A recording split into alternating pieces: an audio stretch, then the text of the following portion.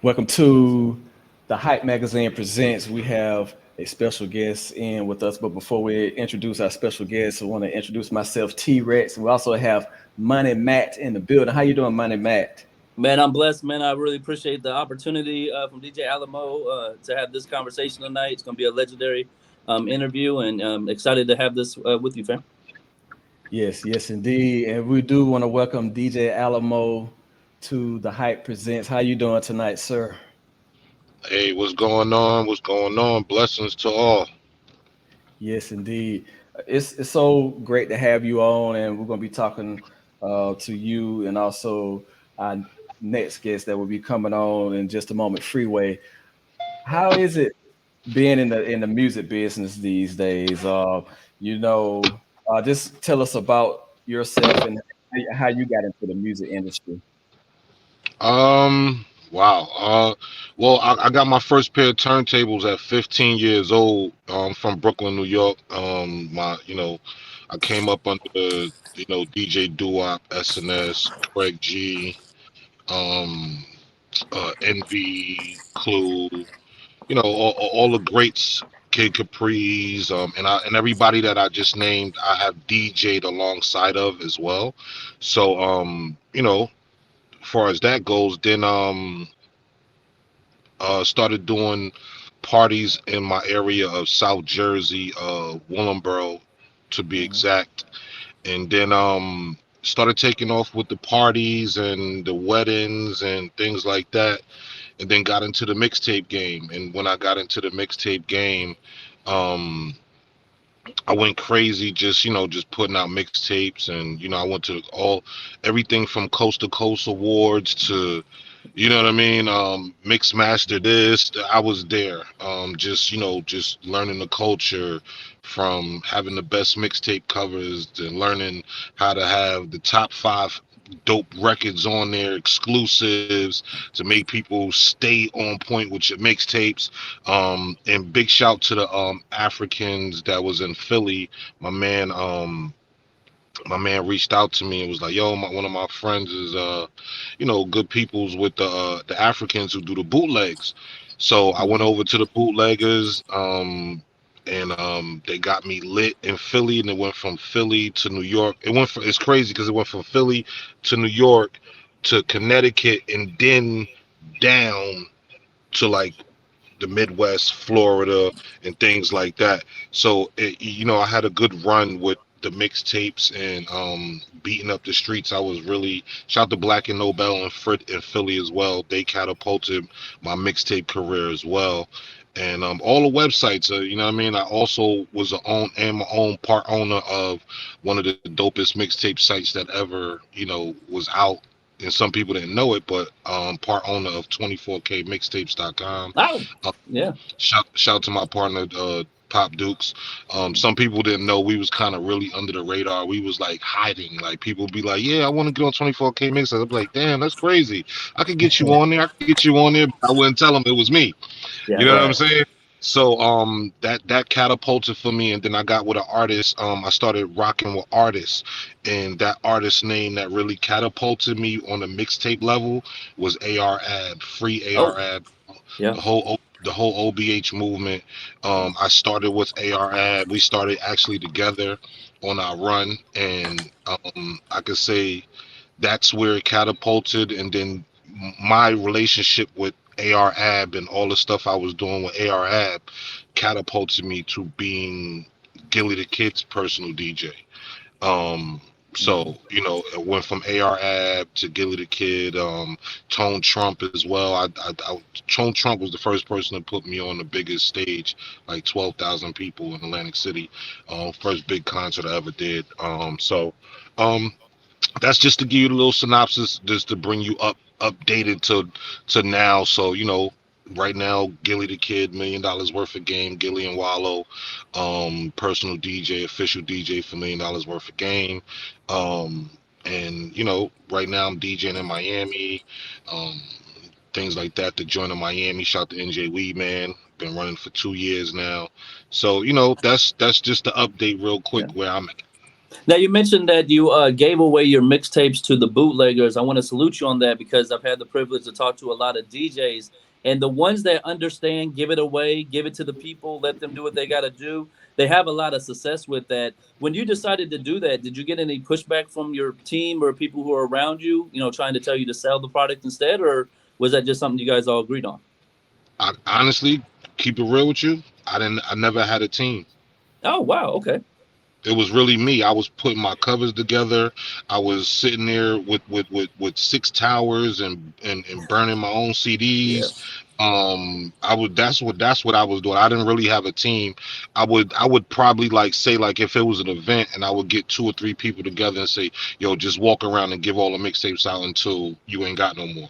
You know what I mean? But other than that, Mhm. the process really was hands on. Me, maybe my little cousin or whoever was there with me, putting covers in the sleeves, and you know what I'm saying. I used to do the whole package: 200, 300, 400, 500 CDs a pop a week. Every other week, I was spending my own. I was wasting my own money, but to see where it got me now, you know what I mean, and to see that, when people reach out to me for mixtape hostings or whatever, I think about that money, that yeah, them dollars, or I would sell my yeah. CD for $1 or whatever, to now feeling like, geez, you know what I'm saying, somebody's ready to give me 1,500, 2,500, 3,500 to be a part of their project. So you right. Yep. Now you mentioned 24K mixtape. Salute to you on that, man. It's a major mixtape website. I use it a lot myself. You said you stayed behind the scenes with that. What was the Mhm. reason you didn't want people to know that you were able to be the one to post it? Was it a conflict of interest, or was it just wanting to keep all your businesses separated? Because a lot of people, struggle with should they let people know that stuff. So just curious to what was your thought process? Well, I think it was because I am a mixtape DJ and I'm running a mixtape website. I think it kind of like it definitely, to me, it felt like a conflict of interest, because it's like, you know I have so many DJ friends, so they like, dog, just throw me up, just throw me up, just throw me up, just throw me up. So I kind of, and my partner, he's the one that always used to be like, man, don't nobody know what I look like, so I get more money from people not knowing what I look like. And Yeah, I didn't understand that at the point. And I was like, nah, man, I'm putting my face on covers. I'm putting my boop, boop, boop, boop, boop. yeah, You know what I'm yeah, saying? Like, and then I kind of realized that it, at first it was cool, but after it was like, oh, wait a minute. The more that I'm more exclusive, the more people are interested. yeah, yeah.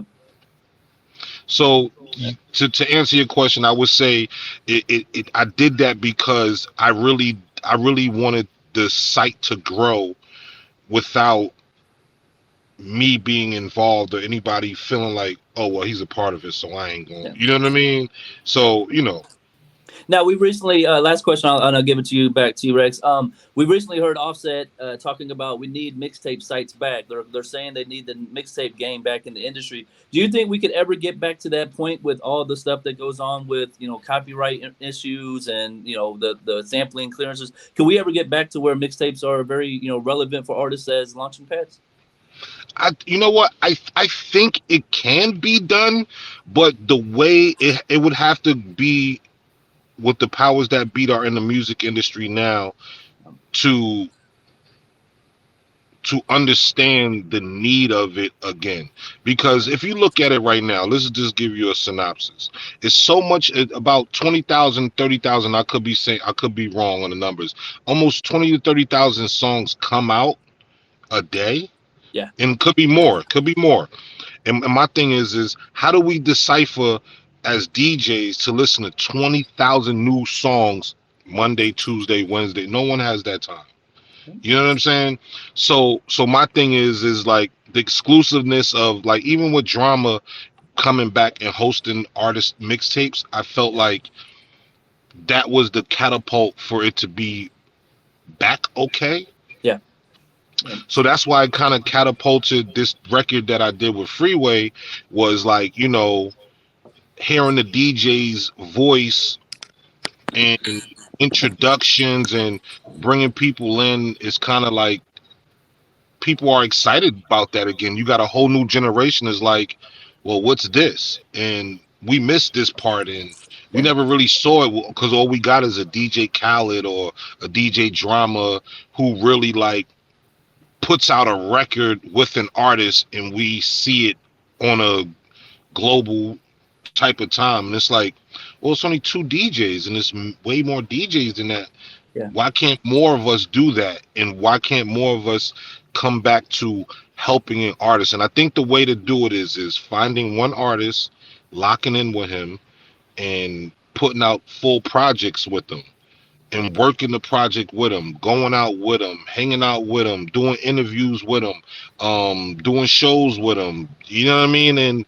And I think if we can get back to the artists and the DJs having some type of better rapport with each other, and not feeling like I don't need you, you don't need me. If we can get past that, which I think we can, it's going to take a couple solid DJs to really, like, you know what I mean, strong arm, you know what I mean.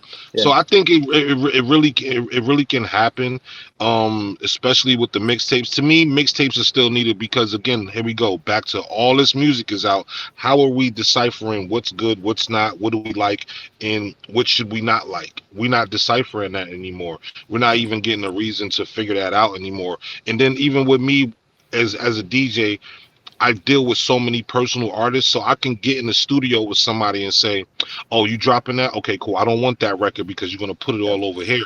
Give it to me as an exclusive. Let me put it out and let's see how it moves. So now that's just another entity that can say, oh, this is an exclusive. Nothing is an exclusive no more. If we make something an exclusive where I can only go get it at the Hype magazine, that's the only place I can get it, it will work. Yeah, I agree. Great information. Thank you. Oh, yes, absolutely. Do you feel like us celebrating Hip Hop 50 kind of has taught the newer generation about the value of having a DJ around to break music? I know we have been talking about this on previous shows, is how we feel like that the Hip Hop 50 is kind of like a reset. You're getting to see all the pioneers come back, selling out shows, and also teaching the newer artists how to do it, and then also make sure we incorporate the DJ. Do you feel like that the history that we are celebrating with Hip Hop 50 is allowing that to teach the younger artists that we need DJs? If honestly, if the younger ones are paying attention, yes. That's the whole thing about it. Are they paying attention to this, or are they opening up their brains to accept, like, oh wow, like, yo, that's DJ D Nice. Oh wow, that's DJ Kid Capri. Like, wow, look at how he's transitioning his songs and bringing in the artists and introducing the artists at shows, and you know what I'm saying, like things like that. It's like, to me, I've been beyond intrigued, even from just watching the Rap City documentary, the first one. And I used to remember me saying, I'm going to be in a basement. I'm going to be in a basement. I remember I literally called Big Tigger, like, yo, is this the basement? And somebody would pick up, hey, this is the basement. And hey, you got to sit in this. And I wasn't ready, but I thought I was. I wanted it. Because I was growing up in the culture, so it was like, man, I want to be up there. I want to go say hi to moms and eat Tigger mom's food, not knowing that it was no moms, it was nobody upstairs, it was nothing. So me watching that documentary was like, y'all fooled me then, but now as I get older and I'm watching it, it's like, yo, y'all just built a set. It wasn't even nobody's house. You know what I'm saying? Right, so right. To me, that was the excitingness of me watching the Rap City documentary and seeing the transition and how they used to have all those DJs up there from like Mad Links. I had his whole hard drive. When Mad Links, like, that's crazy because I'm like, yo, I really was dealing with Mad Links and DJ Live and 456 and all these guys, like I wanted to be those guys, you know what I mean? Right. So for me, I think it was very informative of what's going on with the 50 years of hip hop, and I'm just grateful. I'm just happy that I'm able to spend 4 years of my life being a part of it. You know what I mean? Yes. At what moment did you have that I made it moment? When it hit you, like, oh man, I actually have made it in this industry. Can you tell us about that experience? I don't. You know what? Honestly, I don't think I've even me personally, this is just me personally. I don't know how somebody else would look at me, but me personally, I feel like I didn't catch that.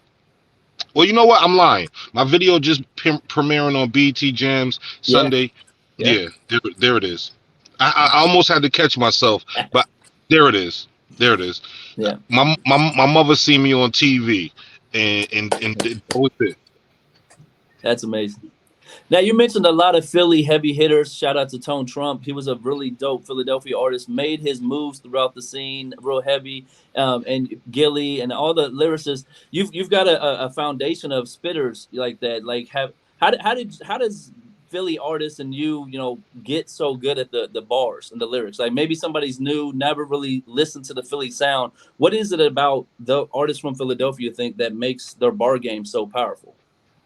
Well, I'm from Brooklyn, New York. So then I moved to South Jersey, which is Willingboro, and it's like in the middle. It's in the middle. It's like in the middle of Trenton, Camden, Atlantic City, Philly, New York, New Brunswick. So I'm right in the middle, right? So me, it was like what's closer for me to get to. Once I moved and I was going back to New York, and it was too much. So I started making my way through Trenton and Camden and Newark and Jersey City and Elizabeth, and then I did a nice little run in Camden, and then I fluctuated over to Philadelphia, and the reason why I did that was because um it was the closest market to me for me to brand myself Love it. Yeah. in a major city. So me coming from Jersey over to the bridge, it was already a 10 notches against me because I'm not from Philly.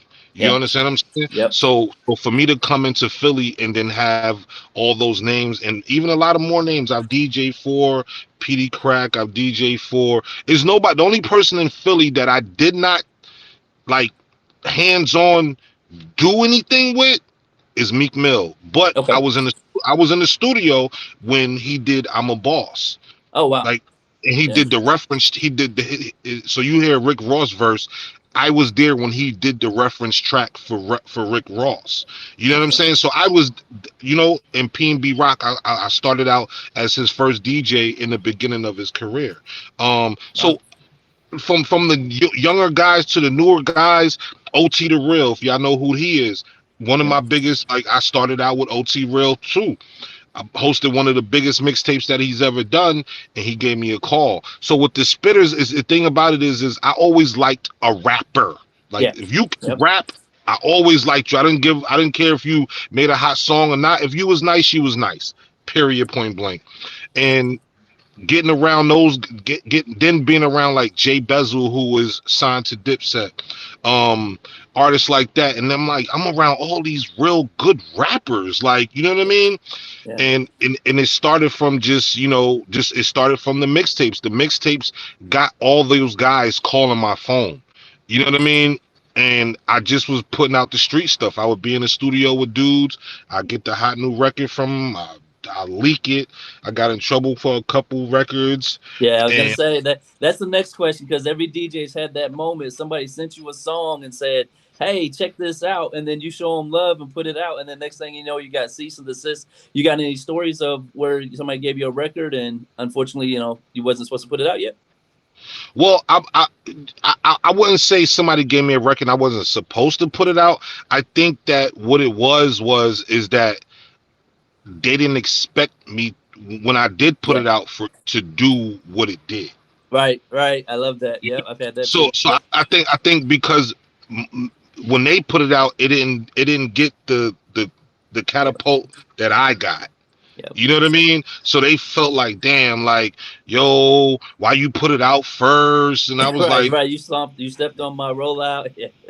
right, but I helped you roll out. You Yes. understand what I'm saying? It's like, so other than that, that. And then you mentioned Gilly the Kid being his personal DJ. How exciting is it to see how far Gilly's come with this $1 million worth of game, and for him to really be getting the acknowledgement of what a lyricist he is? Like people think he's just a podcaster, but his bar games, his lyrics have always been top notch too. So how does it feel for you guys to see, the success you're having with $1 million worth of game, but also him finally getting the respect he's been due?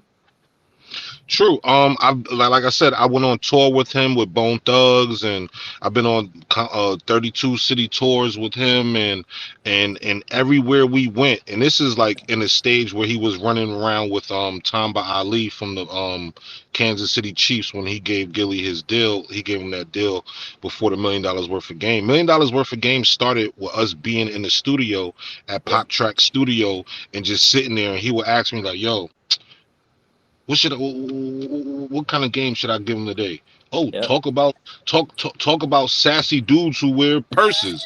That's where the sassy purse thing came out. Or yo, we talk about how chicks be with their lashes or whatever. He just would just be sitting there and be like, "Yo, give me something to talk about." And mind you, Wallow wasn't even home yet. Yeah, I was gonna say Wallow wasn't there when it started. Yeah. He wasn't even home yet. So we was just in the studio. That's how it came. He just would get on live and just, "Yo, I'm just gonna give y'all some game today." Just his thoughts. It was just his thoughts. It wasn't or how he felt about it. That was just it. And it just kind of catapulted for him to the point. And again, Gilly already he's been a staple since 1997 in the music business. He's been around everybody. He's battled some of our biggest rappers. He's had deals offered to him from Jay-Z, 50 Cent. The biggest executive have reached out to him at some point. You understand what I'm saying? So, and he's always had a deal, Cash Money, and he was with a Swisher House and all of them out there. Like, you know what I mean? Like, how does somebody from Philly get to Swisher House, then gets to Cash Money, then gets to Tamba Ali, then 50 Cent's talking about how I offered him a deal, but I didn't want him to be on G Unit, but I offered him a deal. He didn't take it. He wanted his $1 million. Yeah. He always was about his. He was always about his. You know what I'm saying? So, to me, the blessing is that I'm around somebody and I'm walking around and it's like. It's white people, it's Chinese people, it's other walks of life that knew this man when we was on tour. It was dudes that was pulling up to, like Big U and them pulled up when we was in LA, pulled up to our concert, OT Genesis. Like, this is when OT Genesis only had Cut It Out. And we had, when we was in LA, everybody was pulling up, everybody. And I'm like, damn, he don't even got a record out right now. Well, he had that Raising Cain movie he did with Nipsey Hussle that was early on in both of their careers, so he made that transition. And Gilly's always been respected for being a stand-up guy, regardless of all the shenanigans the industry put him through. He never shitted, like he never got negative. He just stayed positive and kept going. So now he's where he's. I like how you said that $1 million worth of game was started before Wallow got out. A lot of people think it was Wallow coming home and doing his motivationals. Was it strategic to not? Say that out about how it got started and let it, people have those thoughts? Or no, I just think that no one's really ever asked him. Wow. Okay. Yeah. If you think about it, you know what I'm saying? Because there's a song that Gilly has on his album Philadelphia, and this is what I say all the time. I'm gonna probably I gotta talk to Gilly tomorrow. I'm probably gonna tell him like, yo, you know, but he does know that you predicted what's going on. And he's like, what? He's like, what are you talking about? He's like, I'm like, yo, you got the song that we always used to do, we always used to perform at. It was called All I Really Want, and and the song goes, all I really want is for Wallow to come home, and when my little cousin touch, we gonna get these millions on. Yep, facts. And guess what happened? They got the millions on. So me, I used to be every year. Little Duval. We was in the Oracle Stadium for one of our tour dates with Bone Thugs, and Little Duval, Juvenile, Bun B, Ja Rule. Ja Rule wanted to hang out with us. Ja Rule wanted to hang out with us. Like, yo, where y'all at? What y'all doing? We trying to come kick it with y'all. And I'm like, Gil, you don't even got a record out, my nigga. This nigga wants to hang with you. Like, what the fuck? Like, you know what I'm saying? So excuse my language. So you There know you what I go. mean? But like, you know, DJ Quick, and like I was seeing all these legends like E40 roll up on Gil, like, man, I love what you doing, dog. Anything, boop, boop, boop, boop, boop. Yeah, boop, boop, boop. And I'm like, you know, like I'm standing there like, oh, dude, like Too Short. Too Short was like, yeah, come on, smoke something with me. I'm like, I smoked the blunt with Too Short. Like, oh shit. Like, and it's all because of Gil. And it's like, and then he would always say, yeah, he always say this to me. He'd be like, yeah, I told you I was that nigga. After we get in the car, Yeah. he'll get in the car, and after we do something, he'd be like, see, I told you I was that nigga. Everybody know me, nigga. I keep playing. I said, you know what? You right, dog. You right, dog. You right, dog. Everybody fuck with you, bro. So, you know, I'm just appreciative because you got to. This is the other thing, Gilly, of all these artists, Gilly, Freeway, they could choose anybody they want to have been their DJ for Yep. anything that they've done. I took a lot. I always take pride in making sure the artist show set is right. Sometimes it could be hiccups. Sometimes it might not be my fault, whatever. But I'm steadfast on making sure that artist show goes right. Yep. It's not about me. It's about them. So Yep. even when Freeway gave me my first chance with him, I know I messed up. You know what I'm saying? But I said I ain't gonna mess up again. I'm gonna Yeah. get this.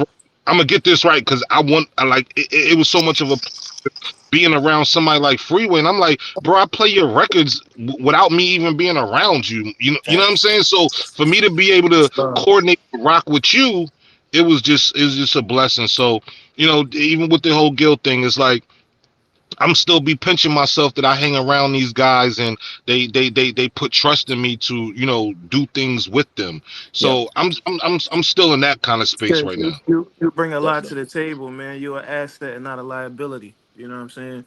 You bring a lot to the table. Like, you know, even when we recorded the record when we was in Miami, we was in Miami to do a show. But you hit me like, Free, I got a studio. What's up? Let's go work. And we went to work, and the result is we got a crazy record that everybody loving right now. You know, so Yeah. it's all about, for people that's watching and listening, it's all about being an asset and not a liability, man. If you come around, you bring things to the table, you got good energy, then people gonna rock with you. You know what I'm saying? Thanks. Well, yep, Absolutely. there it is. I ain't got no more to say. You know what I mean? What's up with y'all Absolutely. though? What's up? Welcome, Freeway, to the Hype Magazine Presents. Thank you for joining us, man. It's definitely an honor to have you It's on, all and DJ good, man. Alamo here with Money Matt. Definitely, definitely. So, how you been doing? I'm good, man. I'm grinding, man. You know, one day at a time, man. You know, this month is like a rough month for me because this is the month that both of my kids passed away. But you know, standing strong, working through it. You know, we grinding. We got the record. Me and Alamo's taking off. People loving it. You know, so that's what we doing. We keeping it pushing. Absolutely, absolutely. Thank you again, and definitely, my hearts and prayers are with you. You definitely strong, man. You definitely a role model to many, and you have so much going on. You have the Freedom Thinkers Academy going on, Yes, sir. educating all of us, and would just Yeah. love the time and energy that you were putting into helping others. What is it like to be able to give and be able to help others? Alhamdulillah, man. It feels amazing, man. It's more fulfilling than even doing music, man. You know, I got dealt some lemons and we turned it into lemonade. You know, I was diagnosed with end stage renal failure September 2015. I was on dialysis from September 2015 to February 5th, 2019, when I received my gift of life, my new kidney. And you know, I just been an advocate for good health, man. Just going around spreading awareness, you know, about kidney health. We preach prevention, you know, trying to get at the people before they're in a situation that I was in when I had to get a kidney transplant. I had to be on dialysis, you know. So instead of hiding what I was going through from the world, we decided to stand in front of it. And you know, I came up with Freedom Thinkers Academy, which is music, health, education, and culture. And you know, alhamdulillah, by the grace of God, is getting even bigger than I expected. You know, on the education side, we got some STEM workforce development programs. We've been putting the work in, graduating students. We got right now, we have like 7 cohorts of classes going on right now as we speak. We getting ready to start another music engineering 101 class with OIC October 23rd. And we just keeping it pushing, man. We trying our best to, educate the community. And one of the main reasons why I decided to do the workforce certification programs is we from Philly, and it's a lot of violence, negativity, young boys robbing people, people outside selling drugs, and it's young folks, and I feel like if we present them with another opportunity where they could take these courses, they can get a certification, they can go in the workforce and start earning money, that they will take that choice. So that's why that's one of the main reasons why we're doing it.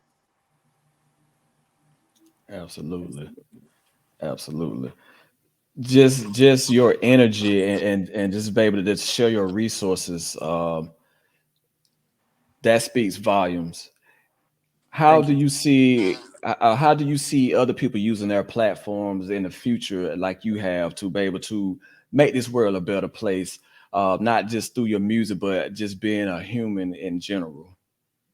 I mean, God willing, people start to use their platforms for things like that. But I can't speak for nobody else. I could just speak for myself, and I could lead by example, and show people how it's done, and hopefully people will catch on, because it's a crazy time right now in our world. Like it's a Yes. lot of things going on. I'm Muslim, so our brothers and sisters in Palestine, they're going through horrific times right now. I heard they just bombed a hospital and 500 people got killed. It's a lot of innocent women and children, and it's so much stuff going on where we're at and in our communities, and like people robbing each other, shooting each other over nonsense. And where we got people half a world away that don't even have basic human necessities like water and electricity, so it's a lot for us to ponder on and think about, man. you Yeah. know Yeah. Now you got the new single with DJ Alamo, "Set Me Free." Just yes recently sir. premiered on BET Jams. Do you still get Yes sir. excited when you get these major platforms and these looks for Most songs drop? definitely. Most definitely, man. This was my dream. So to be currently living my dream is a blessing. I still get excited for major platforms. I still get nervous before performances. You Yeah. know, it's in me, man. It's in me. And Pause. DJ Alamo said you guys have known each other for a long time. What made you and him start working together the way you For do, and sure. what made you decide you want to jump on this single with him that you're on? Like I said, Alamo, he a young legend in his own right. He been doing this thing for a minute. He always got good energy. He's always trying to bring something to the table. He's always willing to work. Sometimes he go above and beyond for the artist. And that's the type of energy that you need around you. So anytime he called my phone, I'm there for him 100%. No, definitely. And then we were talking about Gilly. I know when Cheese passed away, you were monumental in helping him with that. How did hmm that conversation get started? Like, where did you call him or he called you, or how did that feel? And what did it feel like to be able to give him that guidance? Unfortunately, you've been through it yourself, so God was able to use you as a vessel Yeah, for him. So how did that go? it's amazing how things work. Cause I was actually leaving an event downtown Philly, and I was about to get on the expressway to go home, but I'm like, I might as well ride through the city for a second instead of like taking the fast way home. I was like, I'm gonna ride through the city, and while I was riding down Broad Street, Wallow called me and was like, "Yo, Cheese is gone. Cheese passed away." I happened to be like 10 minutes from the hospital, so I pulled right up. Was there for my brother. Uh, it wasn't really no conversation. I just, went into action for my brother, man. I unfortunately I've been through it before and I had the experience. So it's my right as a brother, as a Muslim, and as a human being to be there for my brother. So I just try to be there for him the best that I can, and walk him through the process the best that I can, and share the knowledge that I had with him, and that's what I did. Absolutely. Now, with you doing that, the baby to help him and help others, what is it like to be called upon, if it's spiritual or it's just a thought that comes to your mind, to be able to go and assist someone like Gilly losing his child, and like you said, you lost two children yourself. So where do you find that strength to be able to be on the forefront to be able to help others in that way? God, my relationship with God. Our beloved Prophet Muhammad, peace be upon him, he lost six children. He lost six of his children. And in Islam, we believe that he's the best of mankind, and and his Sahabas and the people that came up with him is the best of mankind. And if he was able to go through it and come out on the other side and still inspire people and still do his job, then I had no choice but to be able to be strong and stand up and try my best to follow him. And I was reading the stories about how he dealt with losing his children, and it really comforted me when I was in that situation. And to be able to have an example like that is a major plus for me. And I truly believe in Islam wholeheartedly, and I believe God's promise that he's not going to put nothing on us that we can't handle. And that's how Right. I carry it. That's how I carry it. This the month that my kids died. And my daughter died on the 23rd. My son died on the 27th. So it's the month right now. And it ain't easy. Like it's definitely not easy. But first and foremost, I lean on my relationship with God, and I pray 5 times a day. When I get sad, I pray. And that's how I carry it. Now you also have a new single with Jake Uno. Shout out to him, Stimulus Package, a longtime producer of yours called Rejoice. What made you Mhm. come up with this song, and how great does it feel to be rejoiceful in your music and give that positive a message you're giving? Shout out to Jake Uno. The Stimulus Package 2 is done, and it will be released fourth Yes. quarter of this year, and it's amazing. Rejoice, it didn't even make the project. This is just something that we threw out there to feed the streets. Yeah. But that song is just me being completely honest and just telling what I was feeling at the time and what I was going through. And a lot of people go through the things that I go through, so they relate to it, and it's heartfelt, and it's getting a good response. Yeah, you're definitely one of the hardest working artists there is. I remember years ago you did the Freeway month of Freeway, and you dropped a song, all the Yeah, Month of time. Madness. Yeah, yeah, yeah. Do you ever get the credit you think for starting that trend? A lot of artists did it, but from my recollection, I remember you were one of the first ones. Do people give you credit for doing that? Sometimes a little bit, a little bit, but it is what it is. Like those who know, and I'm cool with it. Yeah.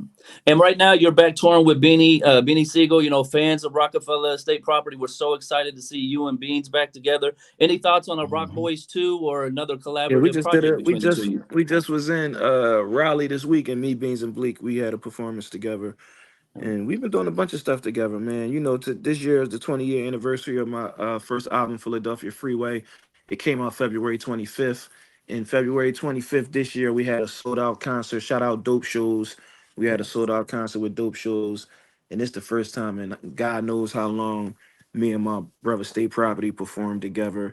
And we also performed together at the Roots Picnics this year, too. So, you know, um, I be chopping it up with Dame. I still got a relationship with Jay. Who knows, man? I mean, I would love to see it. I would love to see it. Ain't Yes. nobody die, wasn't no bloodshed. So, God willing, it can happen, man. I'm pushing for it. Yes, yes, cause we love reunions, we love comeback stories, and we Yeah, yeah. definitely would love to see that. You have been in the industry for over 2 decades, and I know Yeah. you were saying earlier that you are living your dream. How do you stay consistent and humble while living your dream? Just, that a lot of things about me goes back to my religion, goes back to Islam, man. What goes up Mhm. must come down. You gotta treat people how you want to be treated. I remember the first time I had a chance to go to Saudi Arabia and I visit Mecca. I performed Umrah, and it Mm, was like kings praying next to bums, and like yeah. it was like very humbling for me. You know what I'm saying? And the only thing that makes people better than other people is their faith and their relationship with God. Money, cars, jewelry, all this stuff don't. None of that stuff. If you're a better rapper, none of that stuff makes you better than the next person. The only thing that makes a human being better than another human being is their relationship with God and their faith. So I look at it like that, man. You know, I treat people how I want to be treated. I'm approachable. I keep it 100, and that's the way I carry it. And alhamdulillah, I've been able to allow me to sustain for 20 plus years in this industry. Absolutely. Now, I was checking out your YouTube. I know you did a couple of episodes of what we do. Have you thought about doing any kind of reality show or anything to highlight things that you're doing behind the scenes? We got a lot of stuff going on. I'm dropping a documentary next year Okay. that's directed by Benny Boom about, the kidney health and the things that have been going on with me in that area. We've been shooting that since like 2017, and it's going to be very informative. And I feel like the people are going to love it. So I got that going on. I've been, thinking about maybe doing some podcast type stuff, maybe here and there, but it's not nothing that I'm locked in or ready to commit to. I still feel like I got a lot to say with the music. I've been doing a lot of like different little lectures and speaking engagements. So I'm just staying patient and seeing where, life takes me. Yeah. Now, shout out to you always work with DJs. You always show love to people. Shout out my family, Mr. Peter Parker. You're on the Sheesh record with him. Yeah, Another yo, dope yeah. song. Shout out I Peter think he Parker. said, That joint crazy. He sent that joint to me. The beat was fire. I sent that joint right back. Like, let's get it. yeah, they were saying it's your best free verse ever. What you agree or? Everybody say that when I give them a verse. That's a marketing ploy. Everybody be like, man, I brought that out of you. This that free. I brought it out of you. Pause. Like, it's definitely a hot verse, but I don't know about my best verse. I think some of my best verses is on this stem pack too. So get ready Yeah. for it. It's amazing. It's amazing. Now, also, you mentioned the 20-year anniversary of Philadelphia Freeway celebrating. I know Bink Mhm. was out there and a lot of legends. I had a chance to talk Yeah, to Bink. He man. told me the story about 1-900 Hustler. So when you were picked to do that verse, did you already have the verse ready to go and you knew you were going to be on that song, or were you just ready to No, go when it was time? once they told me, I cooked the verse up. Yeah. Once they told me I was able to get on it, I cooked the verse up. Shout out to Bink, man. He's an incredible producer, man. Like when I was working on my second album, he did a couple records on that joint. He did that when they remember. Yeah. Man, Bink was in that joint with a tank top on, playing the drums, sweating bullets. Like, man, it was a hell of an experience to see him in his element and the way he cooks up, man. And shout out to him. Now, you have one of the biggest introduction songs ever for an artist, I think, is Rolling Down the Freeway on the State Property song. Like, did you know that was going to be your whole song when they gave you that beat? And, how did it feel to get the response you got from everybody in the industry saying it's one of the best songs ever made and, they loved it? This is the first time I heard that. They said that. That's Okay. what's up. Yeah, I ain't never heard nobody tell me that before. But that's yeah, like when we did the state property albums, sometimes we worked together, sometimes we just cooked up on our own, and that was just one of the records that I cooked up on my own. So I knew that it was a whole freeway record because it was rolling down the freeway. Yeah. Yeah. Fire. I must ask, what is the current Philadelphia anthem right now? The current Philadelphia anthem, I would say it's between Dreams and Nightmares and I want Uzi John. Of course, what we do always going to be up Yeah. there is a Yeah. classic. That John hold his own weight for years. But Uzi had him this year with the I Just Want to Rock. And Dreams and Nightmares still standing strong up there. So it's between them two right now. Absolutely. And how about those Phillies? Oh man, you see what's going on with those Phillies. You see what's going on, man. Yes. Philadelphia, period. I feel like it's going to be a great year for Philadelphia sports, man. Yeah, I'm a Braves fan, so You a we took Braves fan? You a brave yeah. man. Shout out Philly's to about to Bryce take it Harper, away, man. fam. Yeah. Yes, indeed. hmm Yeah, but But man, I'm just grinding, man, and just trying my best to do my best. Absolutely. Absolutely. Minor Matt, you have anything? Now, I just want to thank you, Freeway. My first interview I ever did was you 10 years ago for Stimulus Package. So I'm excited to see Stimulus Package 2 is coming. Okay, Any yeah, songs bro, you it's working on, amazing. fam? We got you. Digiwaxx, Stop Beefing Radio, Hype Magazine. Like, we got a lot of outlets for you. So anything we can do to Right. help you. And DJ Alamo, thanks for the opportunity, fam. Yeah, for Yes, sure. indeed. We appreciate Appreciate y'all. Definitely got to double back when we get ready to drop the Stem Pack too. I'll reach out to Alamo, make sure he connect us so I could get you an interview Okay. before the project drop. Absolutely. Thank you so much, Freeway. Thank you so much, DJ Alamo. Thank you all. Yeah. Love, man. Appreciate Oh, Salute. yes. Y'all have a great Run night. them, make sure y'all run them numbers up on that Freeway Alamo record, man. That joint, Alamo, we at Cheney tomorrow. We probably got to perform that joint tomorrow. Okay. I was just about to say that Cheney University tomorrow. We gonna make it work. Yeah. Okay. For sure. That's what's up. Thank you all so much. And God bless to you all. Yep. God bless. Love. Salute. Y'all have a good night. Peace. All right, Thank you. later.